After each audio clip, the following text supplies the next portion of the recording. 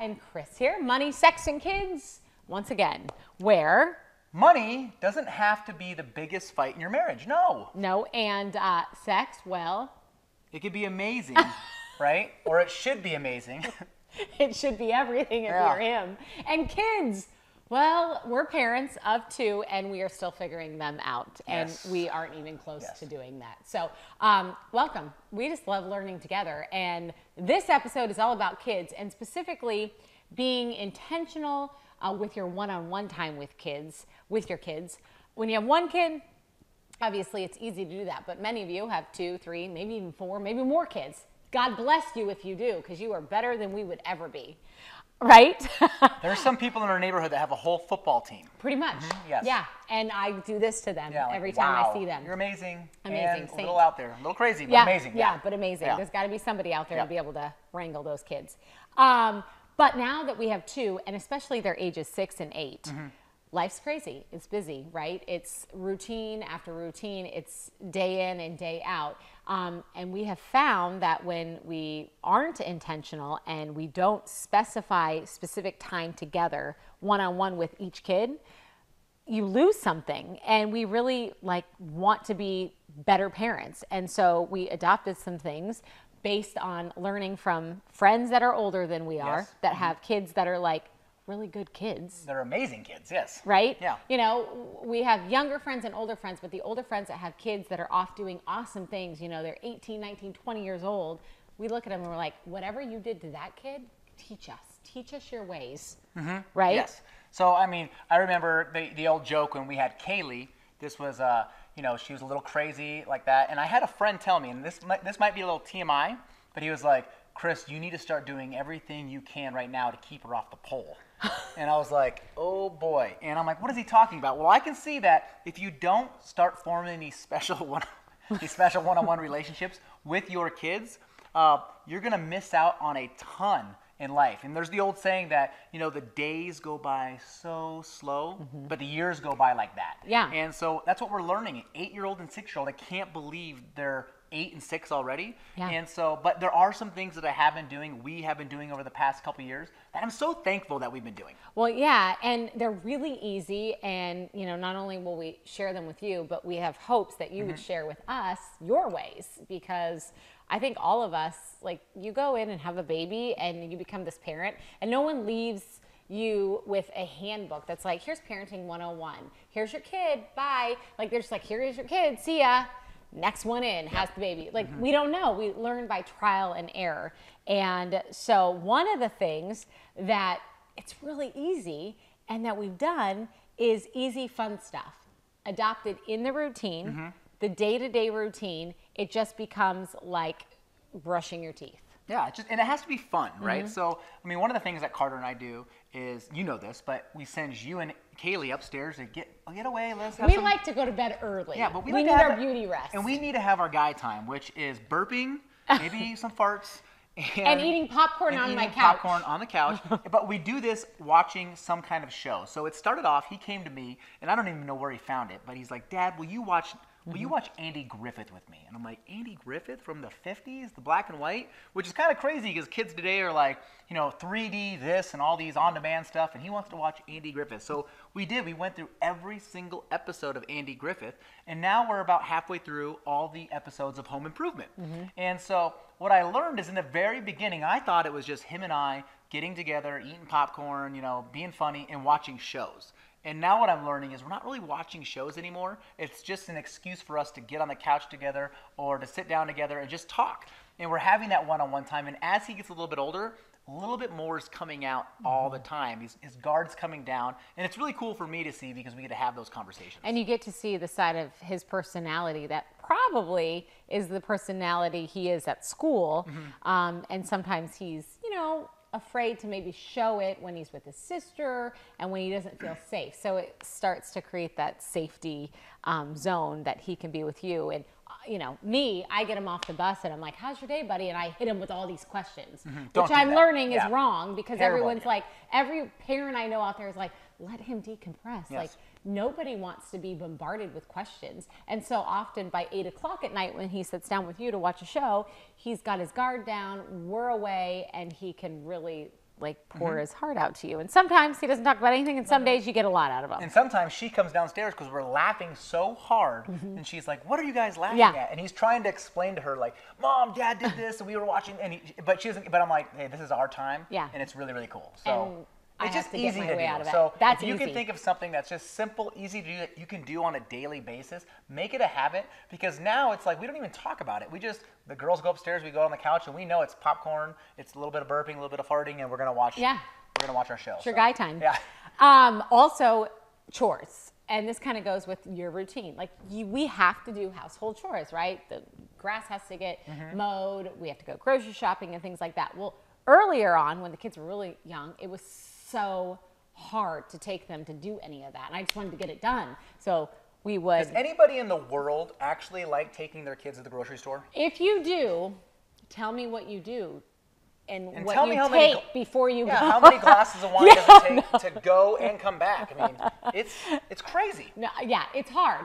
But what I have learned is when I allow them to do things, the everyday sort of thing, and kind of expect them to be a part of it, they don't really get the option. It's not like, do you want to or do you not want to? It's like, okay, we're going and you're doing that.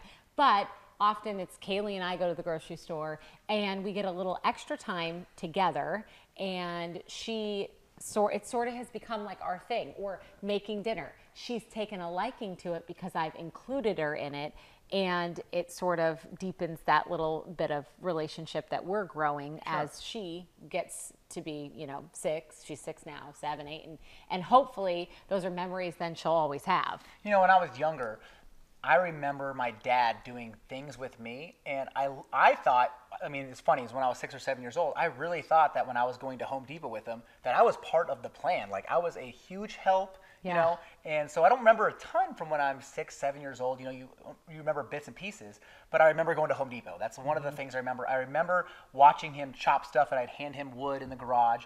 And so I thought about that, and I said, okay, if those are the memories that I remember, 30 years later, why is that? And how can I replicate that? So, for Carter and I, we'll go mow the lawn together, or clean the pool together, or pick up dog poop together. And in the very beginning, he was in my way. It was like, oh my gosh, son, get out of, well, stay here. Let me show you something. So mowing the yard would take 40 minutes instead of 20 minutes. We have a tiny yard, but it would be double the time. But that time spent together, I know that he's going to remember that. And then I also know too that, more is caught than taught. So I learned that from my dad, and that's a memory that I have, and I want him to have that later on in his life too. Exactly. Also, putting the kids to bed individually. And what we mean by that is, obviously Carter has his room, Kaylee has her room, but instead of us going in there together with Carter and together with Kaylee, we do like a little swap. Now, I will say, I'm kind of new to this because in my TV job, I went to bed so early, and I would miss out a lot on the actual evening routine of putting them to bed. And so I'm new, and I'm really seeing the importance of it and the importance of each of us doing it separately. And it doesn't have to be long and dragged out, because heck, I want them in bed and I'm tired too. But you go in there and then I go in after you, and we each have our own little thing. But one thing that you started, probably at least with Carter, he was maybe 4 years old when you started it. Yeah, so this has been going on for 4 years. So I remember I was on Facebook, and I'm scrolling through Facebook, and I saw one of those videos that you watch and makes you cry type videos. Yeah. And I remember it was this video, and it was this daughter and her dad were at a wedding, and she was the daddy-daughter dance. And after the dance, he got on the microphone in front of everybody. He goes, "What are you?" And she just blurted out. It was something like, "I'm beautiful, I'm this, I'm that." And then she started crying because it happened so fast. She didn't even realize, she had to think about it. And so we learned later watching that video that dad, since she was, just 2, 3 years old, every single day would tell her, "What are you? You are this." And he'd say, "You're beautiful, you're smart, you're talented, you're amazing." And he just gave her these self-affirmations. Well, down the road, she's getting married. She's gone through life now. She's moving to a new life. And he says, what are you? And boom, she got it. And I remember thinking to myself, I want to do that for my kids. That's such an amazing idea. So remember one night we were laying in bed. I was tucking him in, and Carter's about 4 or 5. And I said, Carter, what are you? And we, together, him and I kind of coached him up. And we were like, you're smart, you're handsome, you're funny, you're cool, you're crazy, you're silly. And he's 8.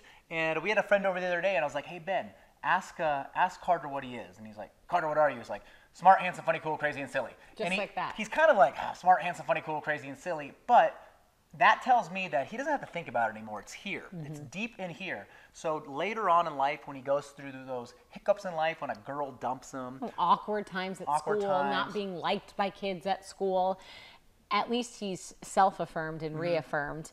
That's already imprinted in his brain and his mind of what he truly is. Smart, and he handsome, really funny. is all of those things. I mean, he's crazy and silly and funny. So I think it's a great opportunity. If you haven't done that, I've talked to some other parents who we've told them this story and they've done the same thing, and they're like, it's so powerful because kids are sponges. I mean, you can give them 7 words to remember and they'll remember it in an hour, right? Like for the rest of their lives.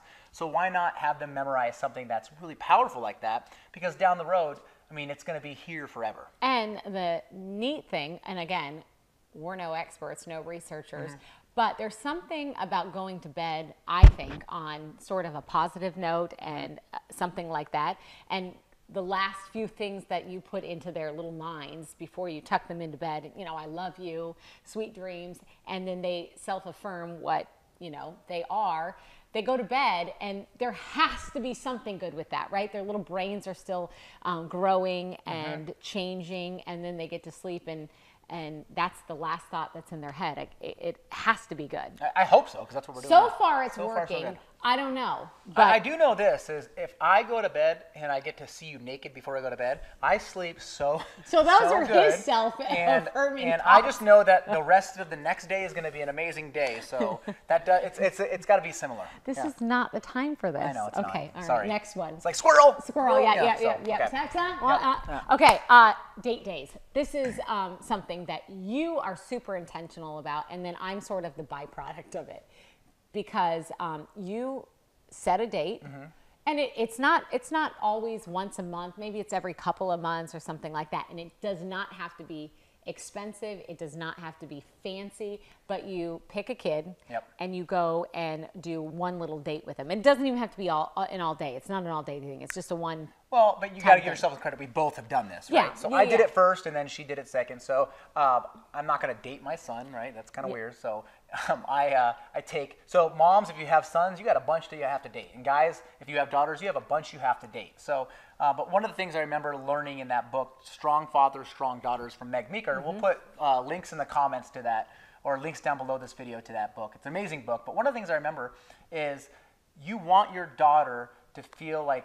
You want her to feel like how she feels about mommy, right? So she sees how much I love mommy, and she wants that same type of love because at that age, that's what they compare themselves to, their mom. So when daddy can love mommy in their eyes the same way, that's huge to them. So I take mommy on dates. Mommy gets dressed up. Mommy puts on lipstick. So naturally, Kaylee wants to go on dates, wants to get dressed up, and wants to put on lipstick. So I remember telling Kaylee, I said, Kaylee, you and I are going to go on a date like mommy and daddy do. And her eyes light up, and then mommy's standing there. She's like, and I'm going to get you all dressed up so you look really pretty for wherever you go.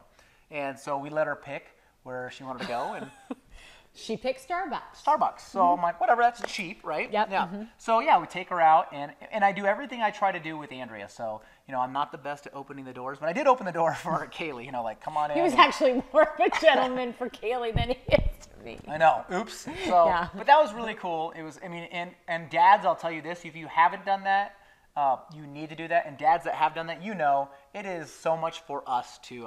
Almost more, you get the memory so much that you out have. of it. I want her to remember certain things because she's 6. She's not going to remember everything, but I want her to remember certain things.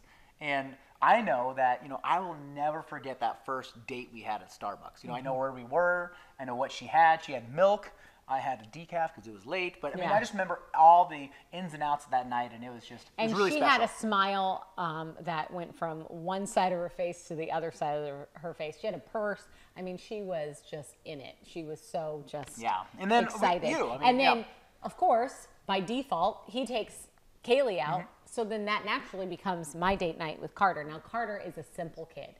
Carter never wants any, he likes his toys and things like that, but he could wear the same shoes forever, so he doesn't like to shop. He can wear the same outfit every day.